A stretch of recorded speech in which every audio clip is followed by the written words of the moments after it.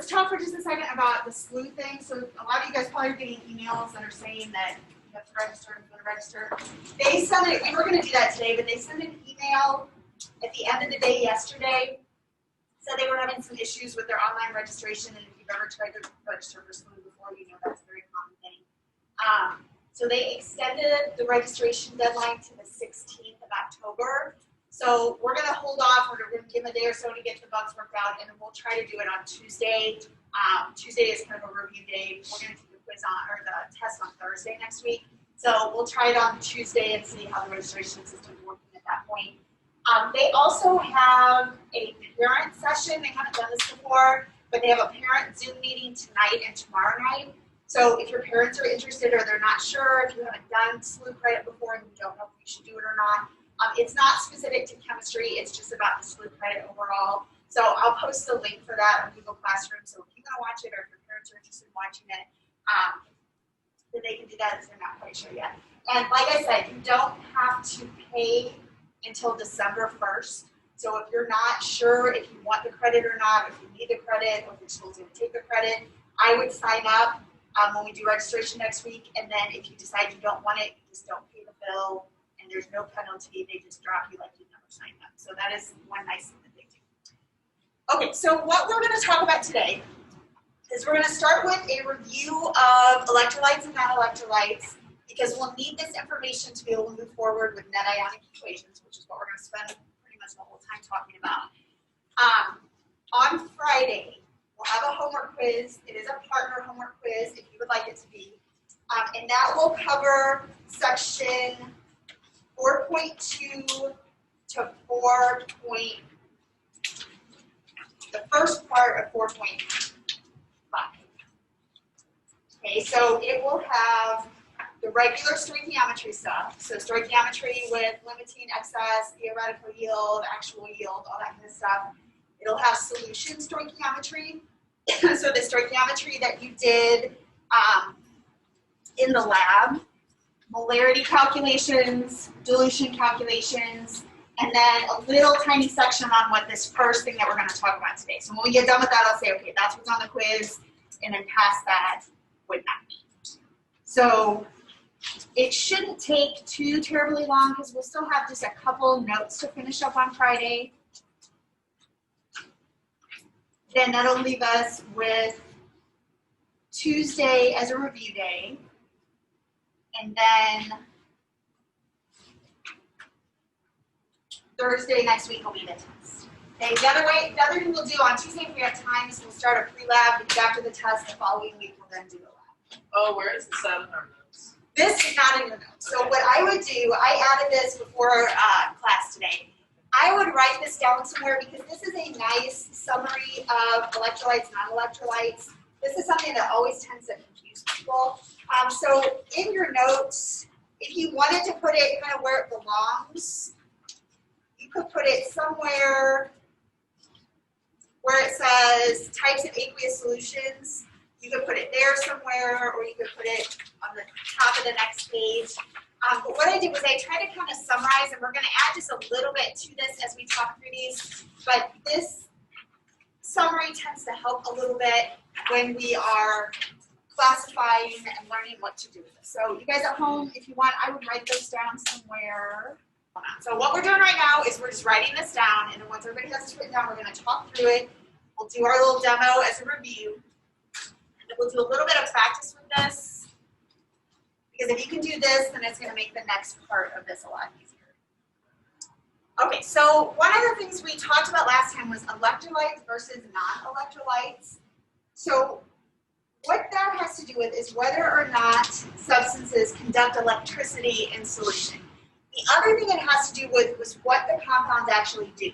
So an electrolyte is something that dissociates in solution, and dissociates very unscientifically means breaks apart. Okay, that's very unscientific, but that will kind of help you understand what's going on there. Thank you. So dissociates just means the ions break apart. If something is a strong electrolyte, it completely dissociates.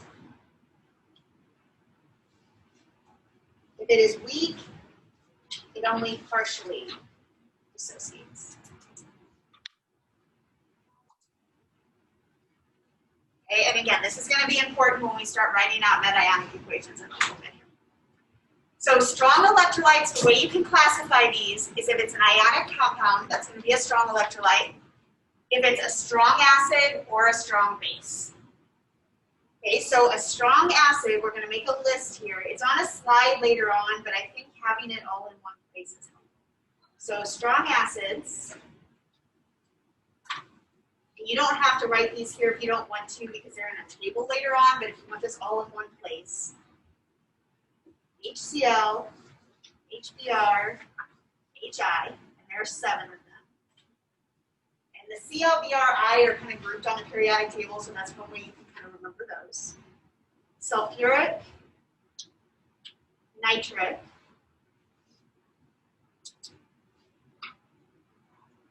perchloric, and chloric. Okay, this last one they don't always include, but we're going to include it because a lot of textbooks do. So anytime you have a strong acid, it completely dissociates. If you have those memorized, then anything else that starts with H that's not water, that's not on that list, would then be considered weak. So you don't have to worry about memorizing the weak acids because there's so many of them. But if it's not on the strong acid list, it starts with H, it's not water, then it's classified as a weak acid. Strong bases, again, there's a table somewhere else in here, but the strong bases are group 1 hydroxides and heavy group 2, so calcium down group 2. So what that means is sodium hydroxide, lithium hydroxide, potassium hydroxide, etc. And there's, like I said, there's a chart that has those listed in your notes, but if you want to put all this in one place, that's kind of why we're summarizing.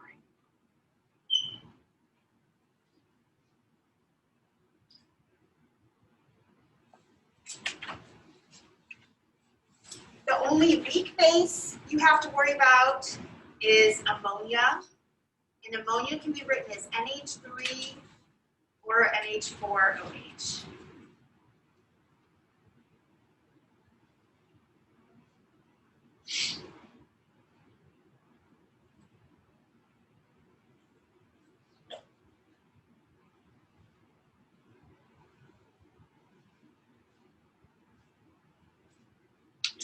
Okay, so then our non-electrolytes are any molecular or covalent compound, and these do not dissociate. So that means they stay together in solution, so they don't form ions, they don't conduct electricity. Okay, so just to give you a little visual here, we talked about this in the notes on Monday.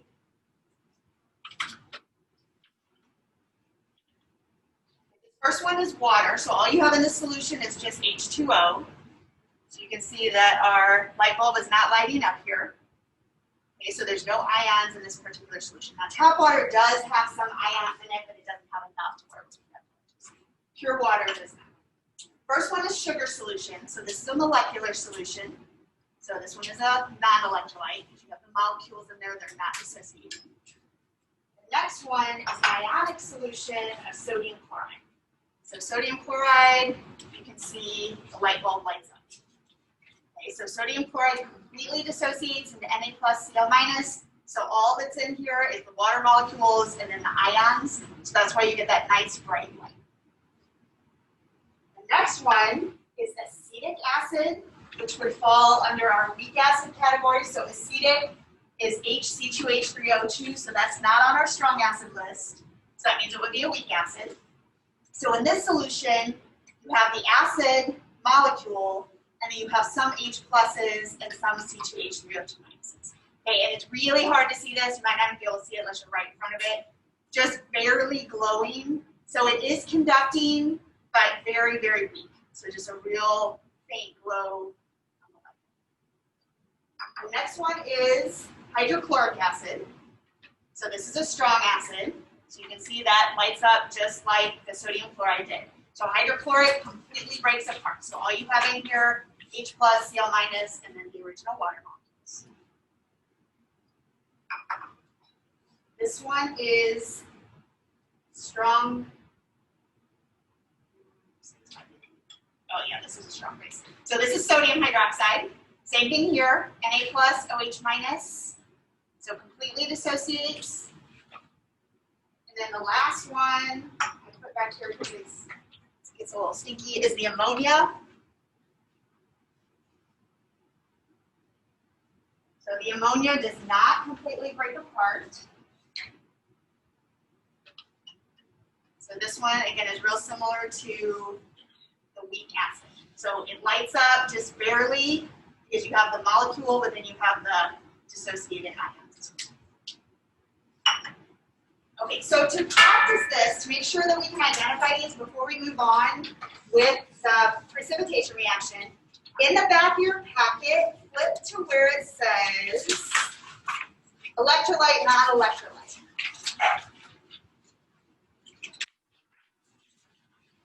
Let's do this. So there's 24 of them. And let's just do the odds together, and then evens you can go back through and I'll post the answers for these. But just take a couple minutes now, use our information that we just talked about. You guys will have to do this too. So we're in the back of the packet where it says electrolyte, non-electrolyte at the top. Practice sheet has 25 questions. We're going to just work through the odds, and then we'll go around just to make sure we're okay with these before we move on to the precipitation reaction. So just use that. Right, let's go through the odds, and then like I said, I'll post the answers for these so you can finish the rest of them. One more practice. So number one, is it strong, weak, or none? None. Good, because it's a molecular compound. Number three, HBr. Strong. Number 5, C5H12. None.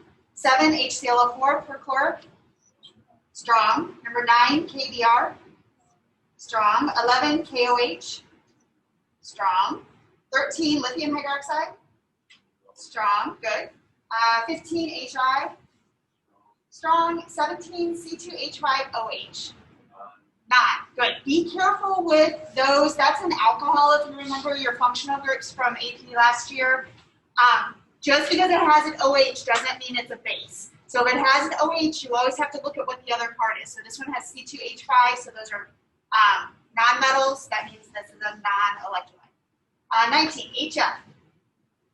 Weak. Good, because that's a weak acid. H3PO4. Weak. And H3. Weak. Okay, and like I said, I'll post these answers, so if you want to go back and do some more of those. Okay, any questions about electrolytes and non-electrolytes? So quiz on Friday will have just a little tiny section of this at the end. So you want to make sure you know your strong acids, and we'll review real quick before we take the quiz.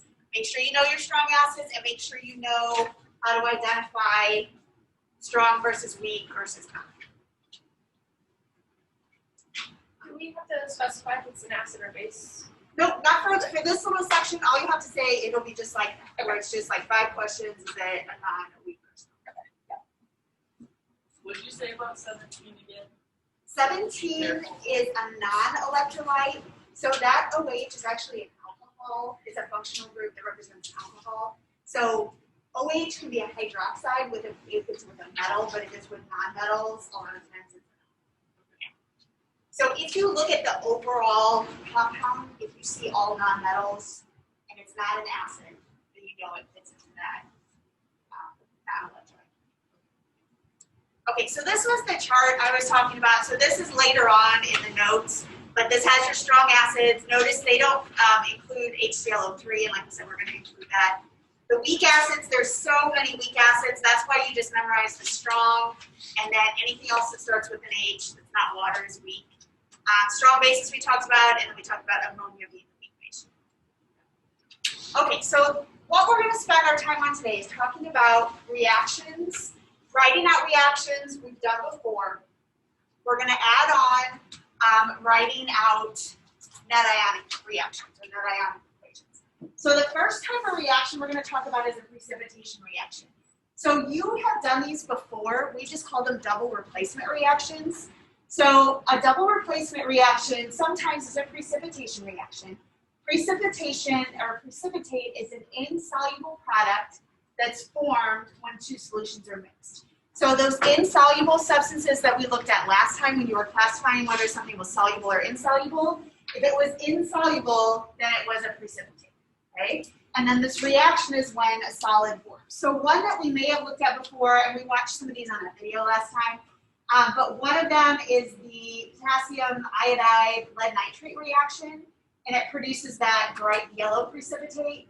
Another reaction that could have potentially happened in your home or might happen in your home a lot depending on what kind of water you have is soap scum. Soap scum is technically a precipitate.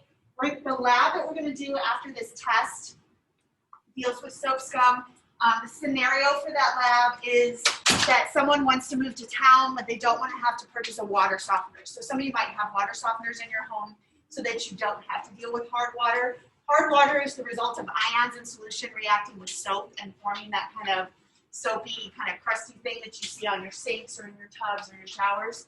So you have to test the different water samples for the precipitate, quantify it, and then you'll give a recommendation to that person. So the lab that we're doing after this test actually pulls in this precipitation stuff a little bit. Okay. So what we're going to work on is how do we write these reactions. So I'm going to skip to this slide because it shows us a little better.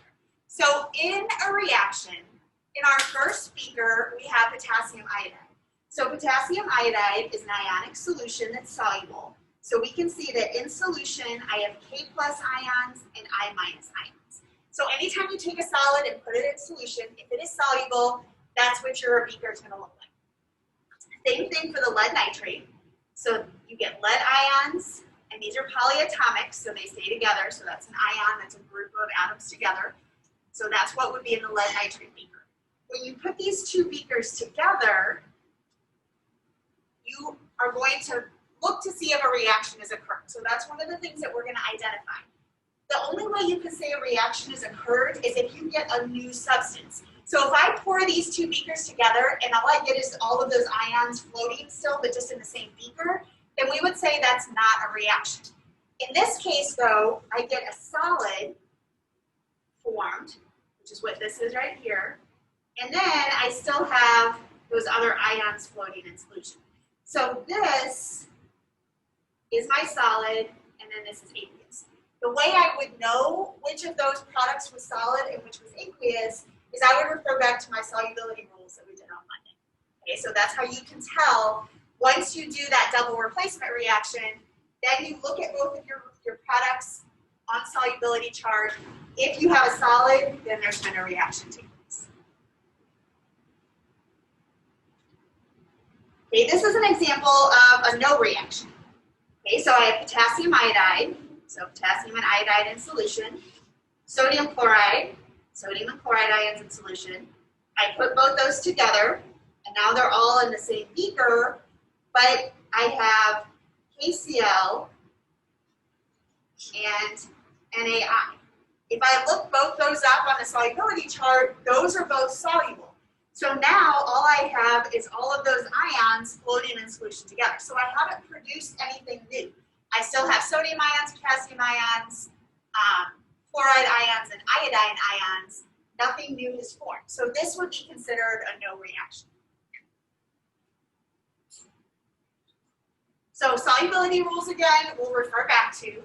I will give you these on the test, so you'll have a lot of these memorized by the time the test gets here, but you don't have to memorize all these. That way you'll have a reference in case you need it. Okay, so let's look at how this would work. So this is going to also review our writing equations, writing formulas. You can have your ion sheets out, your polyatomic ion sheet, those things you can use as well. So I'm going to mix solution. So solution means aqueous. If you have a solution, that always also means what's in there is soluble. Okay, so I have potassium carbonate. So potassium's a +1, carbonate's a -2. So K2CO3. nickel chloride. Nickel's a +2, chloride's a -1.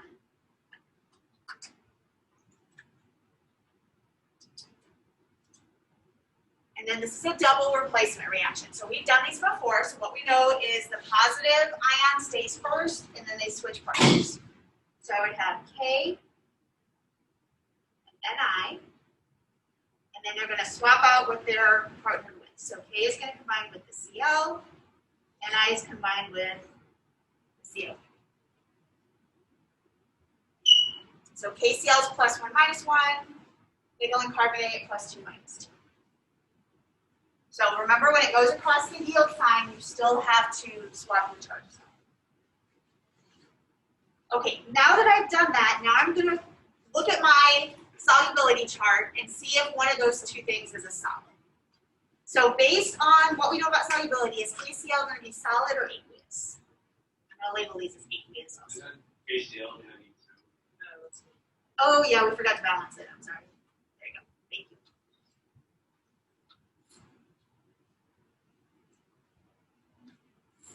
Okay, so KCl, is that soluble or not? Has chlorine in it, combined with a group 1. Soluble. Good, so that's aqueous. What about nickel carbonate? No. Okay, so that's a solid, so that means there is a reaction here. So what do you mean by there is a reaction? So that means something new was formed. So like if I looked at this beaker here, this would have K plus CO3 minus 2s. This one would have Ni plus 2 Cl minuses. So then if I put them all in the same beaker, I would still have, since this is aqueous, I would still have K pluses and Cl minuses, but I would have this nickel carbonate solid that floats to the bottom. So that means some of those ions are no longer in solution, they combine and they form a solid.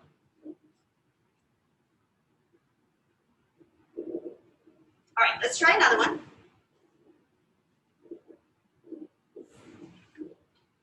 So then the next one says I have sodium nitrate, +1 -1. Lithium sulfate, +1 -2. Yeah, these are both aqueous because they're solutions. And again, they're going to switch partners. So Na is going to combine with SO4. Lithium is going to combine with nitrate. And then same deal on this one. I'm going to check the products. So sodium sulfate, soluble or insoluble? Soluble, right? So that means it's aqueous. So again, soluble equals aqueous. Isn't the lithium, doesn't that mean 2? Oh yeah. Or no, this, oh, we did balance again, right? Yes. So I needed 2 here. So you don't take the subscripts with the, like the lithium, you don't take this 2 subscript with it? No, the only time you take a subscript is if it's part of a polyatomic ion. So if the subscript is there from a crisscross, then it doesn't get carried over. Yeah, so I needed 2 there and 2 there. Okay, what about lithium nitrate? What do we know about nitrates? Right, they're all soluble, so that means that's aqueous. Okay, so soluble equals aqueous. If something is insoluble, that's a solid, which is a little bit confusing.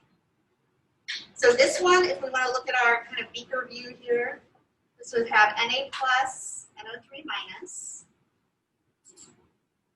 Li plus, SO4 minus 2. This would have Na plus, SO4 minus 2, Li plus, NO3 minus. Okay, so this one would be a no reaction because I didn't get anything new formed. I have the same thing in the beaker over there. They're just all in the same beaker instead of being in 2 separate beakers. They're still in their ion. Okay, any questions about those before we move on to the meta-ions? Mrs. Baisden? Yeah. So for the actual equations itself, do you care if those are balanced or not? Or are you just No, are you I should be balanced. They need to be balanced because of what we're going to do in the next step here. Okay. Yeah, so we should always balance them. I'm just trying to go faster than I should. Okay. Okay, other questions before I move on to the net ions? Okay, so what a net ionic equation does is it shows us kind of the important parts of what's actually happening, and it gets rid of anything that's not changing. So what we've been writing so far is the molecular. So those equations that we just did, those were molecular equations. It shows everything as neutral formulas. A complete ionic equation shows everything broken up into its ions. So that's why we wanted to make sure we could identify what's an electrolyte, what's a non-electrolyte, because that's going to tell us what dissociates in a reaction and what doesn't. The spectator ions then can be identified. Spectator ions, if you think about like a spectator at an event, a spectator is just somebody sitting on the sidelines watching what's going on, but they're not participating. Spectator ions do the same thing. They're in the reaction, but they're not actually participating. They're going to be the same before the reaction and after the reaction. The net ionic equation then eliminates the spectator ions. So it gets rid of anything that doesn't change, and it just shows you what's actually taking place. So when we do these, we always start with the molecular equation. So these first couple, it gives you the balanced molecular equation to start. Then we're going to go from molecular to complete ionic. Once we have complete ionic, we're going to get rid of the spectator ions, and we'll end up with the net ion. Okay, so when we do this, we are going to dissociate anything that is aqueous. If something is a solid, a liquid, or a gas, these never dissociate. Okay, the other thing that we're not going to dissociate are weak acids and weak bases.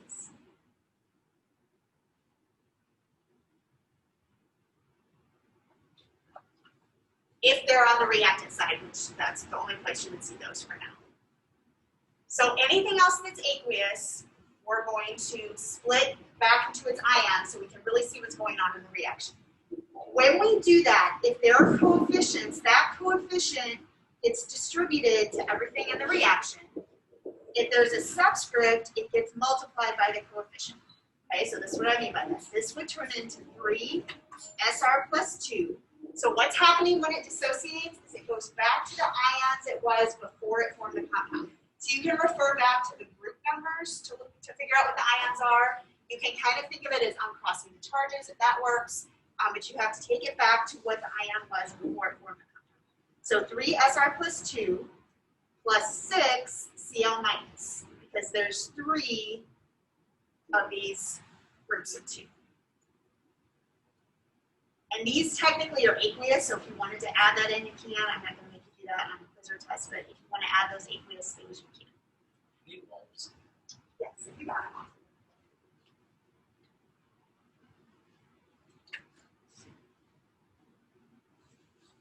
Okay, same thing here. 6 Li plus.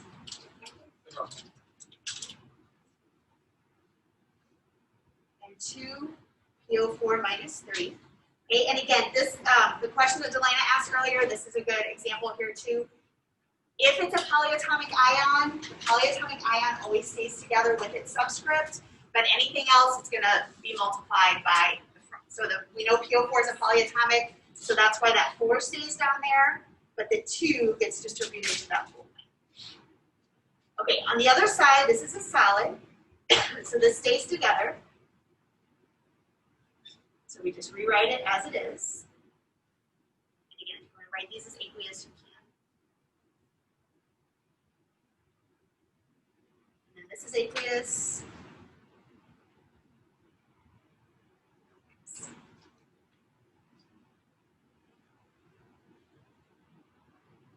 So that is the complete ion. Can I And usually you won't have to write the complete ionic. Usually all people care about is the net ionic, because that's showing what's actually happening. So to get to that, I'm going to look and see what are my spectator ions in this particular case. What's the same before and after the reaction? Good, Cl and Li. So this is a spectator, and this is a spectator. Now when you're looking for these, they have to be the exact same on both sides. So what that means is I couldn't have Cl minus on one side and regular Cl on the other side. They have to be the same in what it is, and the charge has to be the same in order for them to cancel out. The other thing you'll see is for now, in this chapter, the coefficients should be the same. So like if you had 6 Cl's on one side and somehow only had 4 on the other side, then you'd want to go back and check and make sure you dissociated right. If you have 6 on one side, it should be the same on the other side. So what that means is those can be eliminated. Okay, so those are the spectator. And usually it's going to ask you to identify them. So it'll say, what are the spectator ions? So then I'm going to rewrite it. What's left?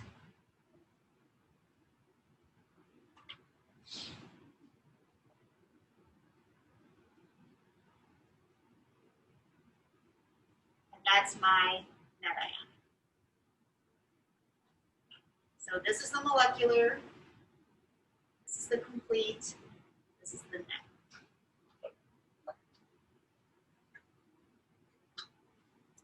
And on these, if it's a precipitation reaction, then the net ionic is the formation of the precipitate.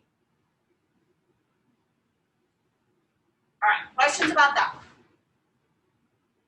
Do we need to put the aqueous label? You don't have to. Like, the true correct way is to put all those in there, but for now. Okay, let's try another one. So on this one, what's special about this substance right here? Close. Weak acid. Okay, so this is a weak acid. So like we said a second ago, weak acids are not going to dissociate. So we're going to leave that together because we know they don't just completely dissociate. So the way we represent that in a net ionic is to leave it together on the left. KOH is a strong base, so that's going to split apart. Water never split up because it's always going to be a solid, liquid, or a gas. And then this is an ionic or aqueous.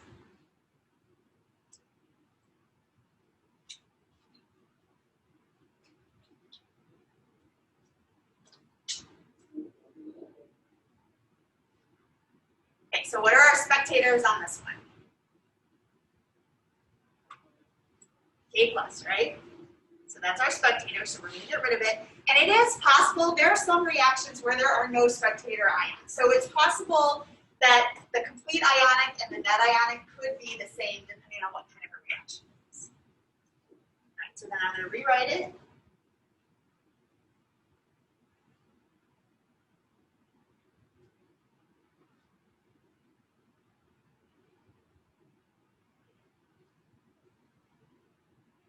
So that would be my net ionic.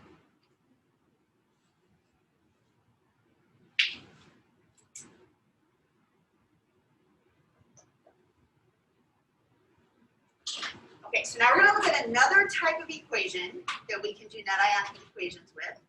And those are acid-base reactions. So we, second semester, will do a whole bunch of acid-base equilibrium stuff. So this page here, you don't have to memorize this stuff for this particular test because we will come back to acids in the spring and spend a lot of time on it. But just as kind of general information, a little bit of background information, an acid produces H in solution, or H plus in solution, according to the Arrhenius definition. There's some other definitions we'll talk about later, but for now, that's why we're saying if it starts with an H, it's an acid. So Arrhenius acid produces H plus. You can classify acids based on how many H's there are. So monoprotic means there's one H, diprotic means there's two, polyprotic just means there's more than one. So there's different ways you can classify them. So like HCl would be a monoprotic acid, H2SO4 would be diprotic. Common acids, vinegar, sodas, citrus fruits, aspirin, the stuff they coat sour candy with, those are common acids that you're familiar with. Again, we'll come come back to this in the spring. Common bases, Drano is sodium hydroxide. Drano is super nasty stuff, so you gotta be really careful if you have Drano at your house. Windex a lot of times has ammonia in it, like the traditional Windex. I think now you can buy it without ammonia, but traditional Windex has ammonia. Soaps tend to be bases. Any kind of like antacids, like milk of magnesia, Tums, Rolaids, those kinds of things are weak bases because they help neutralize some of this. So we already talked about these. We talked about our strong acids versus our weak acids, strong bases versus weak bases. So what we're going to look at is we're going to look at acid-base reactions. Again, second semester we'll come back to this. We'll go back to the lab and do more titrations with acid-base reactions. But for now, we're going to look at these reactions and learn how to do the net ionic. Anytime you have an acid-base reaction, it follows this pattern. So it doesn't matter whether it's a strong or weak acid, a strong or weak base. Acid-base reaction always produces water as one of the products, and then a salt as the other one. And by salt, it doesn't have to be sodium chloride. Salt just means a metal and a non-metal, or an anion and a cation. Okay, so a salt is going to be whatever the positive and negative ions are from the acid or base that you're working with. In this case, this shows you, and this is something, again, that we're going to come back to, but it's in this chapter in your text, so we're just going to look at it real quickly here. So this H3O plus and Cl minus, if you have HCl in solution, we know it dissociates into H plus and Cl minus. Sometimes the H plus can be written as H3O plus. This is not something you have to worry about right now, but that's why it's in that picture like that. And then NaOH, you can see the NAs and the OH minuses. And then when those combine, you get the water, which is kind of in the background here. So it adds to the water that's already in the solution, and then you get the Na pluses and the Cl minuses. So if you have a strong acid, strong base reaction, the net ionic ends up being the formation of water. In a weak and strong reaction, you still get the formation of water, but you have a couple other things in solution as well. Okay, so let's try the net ionic for this one. So aqueous Hi plus aqueous BaOH2. So acid-base reactions are basically double replacement reactions. So I still have the H first, the Ba first on the other. They're going to switch what they're combined with. So HOH plus 1 minus 1. Ba is a plus 1. I'm sorry, Ba is not a plus 1. Ba is a plus 2.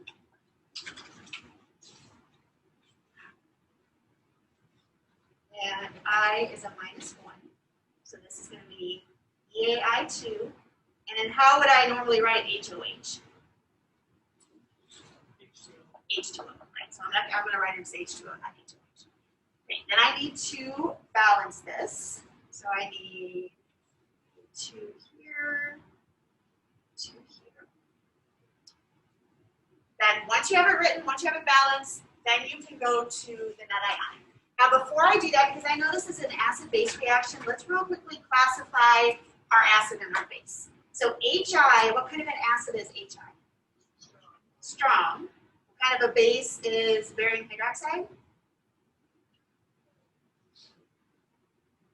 So barium is a heavy group 2. Strong, good. So that means both of those are going to completely dissociate. So 2H plus, 2I minus, 2, 2OH minus. Water always stays together. Where did you get the 2 coefficient for the OH? Is that just from our subscript? Yeah, from the subscript. So the subscript comes to the front of those polyatomics.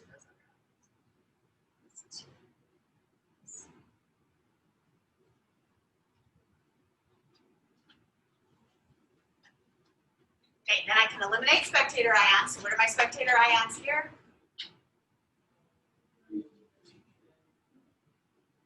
And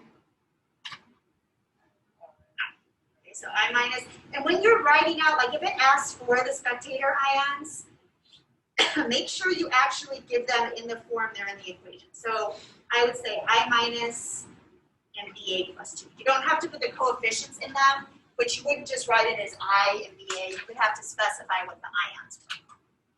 Okay, so then rewrite it to H plus 2OH minus, 2H2.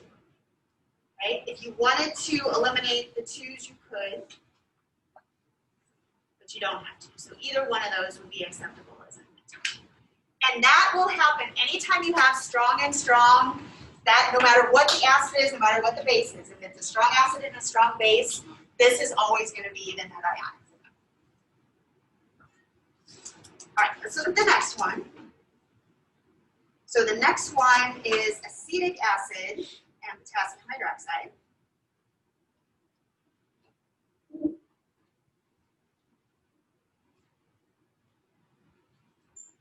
So acetic is HC2H3O2.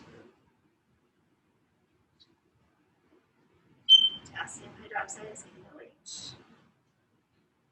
Water.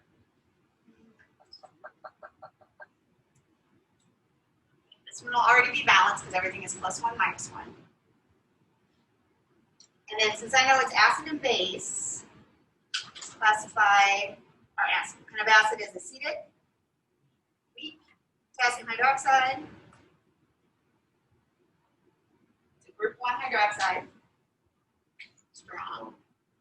Okay, and I'm going to be honest, you're not going to have to deal with weak bases in these kind of reactions. It'll either be a weak or strong acid with a strong base.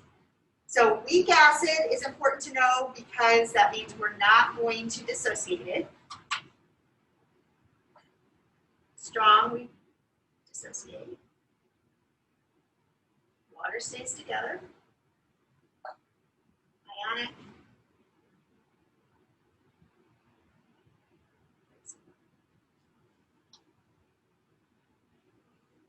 All right, so spectator for this one?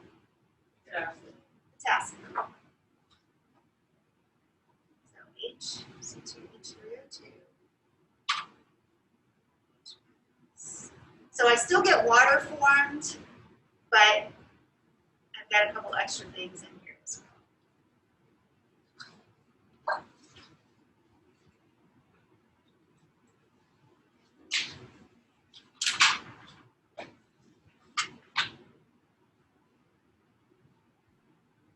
Hey, Miss Baisden. Go ahead, Julia. Does the net ionic equation have to be balanced? If you start with a balanced equation at the very beginning, then your net ionic equation will end up being balanced. Okay. Yeah, so you won't have to do, if you started with a balanced equation, you won't have to do anything with the net equation. It'll already be balanced out. Okay, thank you. All right, almost done. You guys are doing great here. I know this is a lot. Okay, last couple things. We're going to talk real quickly about titrations, acid-base titrations. So you guys did a redox titration. When we come back in the spring, we will do acid-base titrations. We know, and you know from doing that reaction, that a titration is to identify an unknown. So use a known solution, a concentration that, or a solution has a known concentration to identify an unknown. You titrate to the equivalence point, and that's when the indicator changes color. In your case, you didn't have to add an indicator because the change in oxidation state was the indicator. If it's a normal acid-base reaction, you would have to add an indicator. And then when you reach that equivalence point, because the molar amounts are equal, then you can do stoichiometry to figure out the answer. So that's why you take it to a certain point, and then you're able to do stoichiometry. So in an acid-base reaction, you would have an acid in one of the flasks, or one of the containers, and a base in the other. So in this case, you have an unknown acid with a known base. You would titrate. Most of the time when you do acid-base reactions, at least at this level, we're using phenolphthalein, which turns kind of a pink color. So it would be a very similar color to what you guys ended up with. And like this is almost too pink, but you guys know what that light pink color was. And then at that point, so you can see light pink is what you want. I saw those. But you want the light pink color because that's when you know it's reached it. If you go past that, then you have to start over. Okay, so this problem, we're actually going to save this because this is a stoichiometry problem. We're going to save this as review before the quiz on Friday. So we're going to skip that for now. And then this is the last thing we're going to talk about real quick. This is the last type of reaction. So last type of reaction you can have to deal with are gas evolution reactions. So what happens is you have two aqueous solutions mix, and you get a gas as a product that's not one. There are 4 main types. We are going to worry about the first 2, and I'm going to go to the next page because it's a little easier to see what these are. So you have this chart in your notes. The 2 that you're responsible for are these 2 right here. Okay, so these are the most common ones. So the reason you have to pay attention to these, this first one is basically like a double replacement reaction, but what you have to think about and know to watch for is H2S. So basically what you're watching for is knowing that H2S is a gas, which means it doesn't dissociate when you're doing the net ionics, and then the salt would dissociate as well. So an acid and a sulfate is going to look like a normal double replacement reaction. You just have to kind of be aware that if you see H2S, you know that's gaseous and you leave it alone. The other one is a very common reaction that we've done lots of times, but now you have to know that if you see those 2, your products are going to be different. It's not going to be a straight double replacement. So an acid carbonate is that classic baking soda vinegar reaction. So anytime you have any acid and any carbonate, so it doesn't matter what the acid is, it doesn't matter what's attached to that carbonate ion, you always get CO2, H2O, and then the salt. And by salt, it just means whatever is left after the H and the carbonate come off. Okay, so the salt would be whatever this ion is and this ion, and we'll do an example of one of those in a second. Okay, again, CO2 is a gas, H2O is a liquid, so those also would not dissociate. And then the salt would be an ionic compound. The other 2 is you can have SO2 gas produced when you have an acid with a sulfite, and you can have NH3 gas produced when you have a base with ammonium. And that last reaction gets a little weird, so we won't deal with that one right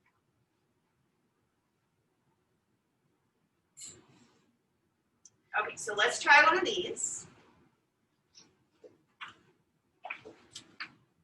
So this says write a molecular equation. We're actually going to do a net ionic once we get the molecular done. So we want a gas evolution reaction that occurs when you mix nitric acid and sodium carbonate. So nitric acid, HNO3, sodium carbonate, Na2CO3. And it can be, these carbonate reactions can be with carbonate or bicarbonate. So any reaction that has a carbonate, no matter what the form is, it falls into this category. So for this one, I don't crisscross, or I don't switch partners on this one. So this one, because it's an acid and a carbonate, I automatically get CO2 and H2O. And then my last product comes from the anion and the cation of the acid and the carbonate. So I would have Na and O3. And I just build that by using the ion. So Na is a +1 and O3 is a -1. Okay. I'm going to balance this first. 2 here, 2 here.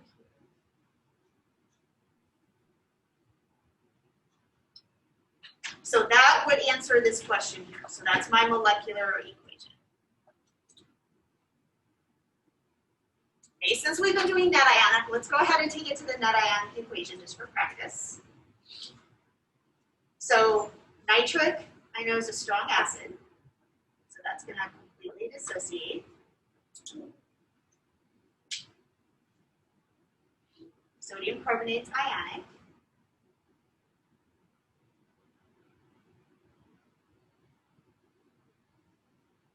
CO2 is a gas, so I leave it alone.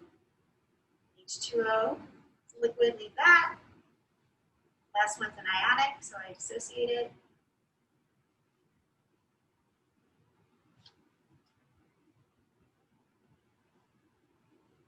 I'm going to look for spectator ions, so what can I get rid of? Nitrate. Yep. Nitrate goes, and the Na+. Okay, so Na+ and NO3, so those would be my spectators. So then 2H+, CO2 CO2, H2. That would be your final net ionic. So there's not really a set form for the net ionic. Some of them look nice and neat where you have an ion and the ion make a solid. Some of them look kind of weird like this one. Okay, what questions do you have about this? That was a lot. You won't have to do that many notes for like 2 weeks now. So for these type of equations, why do you have carbon dioxide and water automatically as your products? That because this particular type of reaction, that's what it does. And it actually happens in a couple steps, but we're eliminating those intermediate steps and we're going straight towards CO2 and H2O. Okay, so what type of reaction is this called where I have that? This is called a gas formation reaction. Gas formation, and that will always have carbon dioxide and water. So anytime you see an acid reacting with a carbonate, you automatically put CO2, H2O, and then whatever the other substance is. Okay, and how did you get those other substances, the last substance at the end? So the last substance, you look back to what was the acid attached to and what the carbonate was. So this is what that's going to start with, that's what it's going to. And you just use the normal charges for those. So this one down here is the net. So that's the net. This is complete. This is, hold on. Okay, other questions? Okay, if you want to do some more practice with those before you go to the homework, there's 2 different places you can do that. One is the back of that solubility practice that we did last time. So there's some examples there. That one's not quite as easy to follow. If you want something different, I can find something different for you. But that's one. The other one that puts all of these together is the page right after the electrolyte, non-electrolyte. So it says net ionic equation screencast review. That one, there's a video I attached to today's module that has me working through all of these. So if you just need more practice and you want to see more examples, you can use this for that. If you want to use this as practice and then go to the video and you can watch the examples and see if you got them right or not. But those are good practice for these. So Friday, we'll take a homework quiz. Then we will finish up the notes. The notes won't take long at all, I promise. And then after that, we can start reviewing for the test. You can start working on review stuff.